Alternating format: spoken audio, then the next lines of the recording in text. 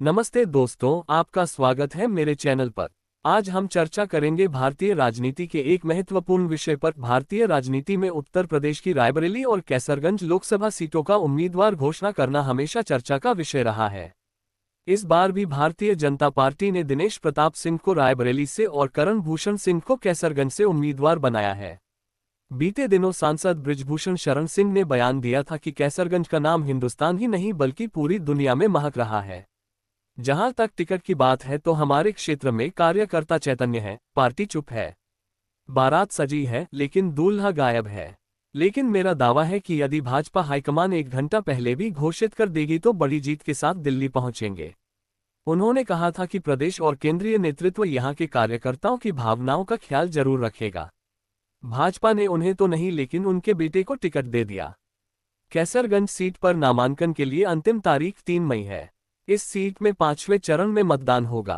5वें चरण में यूपी में मोहनलालगंज, लखनऊ, रायबरेली, अमेठी, जालौन, झांसी, हमीरपुर, बांदा, फतेहपुर, कौशाम्बी, बाराबंकी, फैजाबाद, कैसरगंज और गोंडा में मतदान होगा। दरअसल रायबरेली और कैसरगंज लोकसभा सीट पर 5वें चरण में होनी है। 5वें चरण की वोटिंग 20 मई को होनी है। इसके लिए नामांकन प्रक्रिया शुरू हो चुकी है।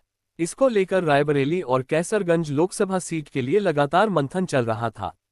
वहीं लगातार यह चर्चा चल रही थी कि इस बार भारतीय जनता पार्टी कैसरगंज लोकसभा सीट से सांसद बृजभूषण शरण सिंह का टिकट काट सकती है। जिस तरीके से महिला पहलवानों ने बृजभूषण शरण सिंह पर गंभीर आरोप लगाए थे, उसको लेकर तमाम तरह की चर्चाएं भी लगातार चल रही थी। वहीं बृहस्पतिवार को सुबह से यह चर्चा चल रही थी कि बीजेपी ने बृजभूषण शरण सिंह के बेटे करण भूषण सिंह को टिकट दे दिया है।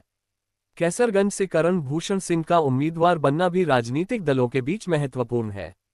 करण भूषण सिंह के पिता सांसद बृजभूषण शरण सिंह लंबे समय से राजनीति में एक प्रमुख नेता रहे हैं।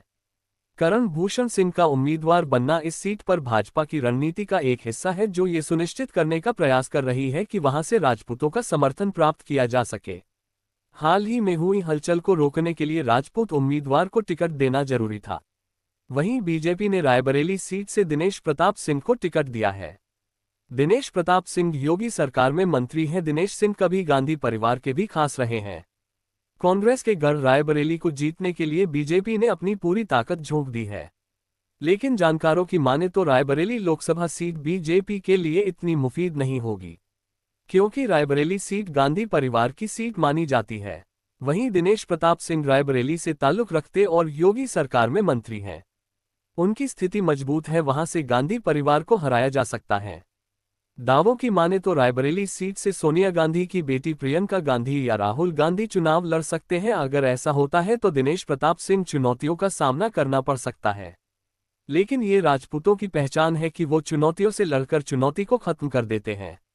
राजपूतों में अब खुशी की लहर है।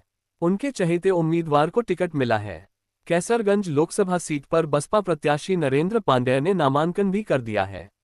वहीं भाजपा बृजभूषण शरण सिंह के बेटे करण सिंह को टिकट कल 10 बजे नामांकन दाखिल कर गए। इस सीट पर अब तक समाजवादी पार्टी ने अपने उम्मीदवार तय नहीं कर सकी है। ये जानकारी आपको कैसी लगी? आपके विचारों के बारे में जानना मेरे लिए बहुत महत्वपूर्ण है। आपके नजरिए से इस विषय पर क्या राय है?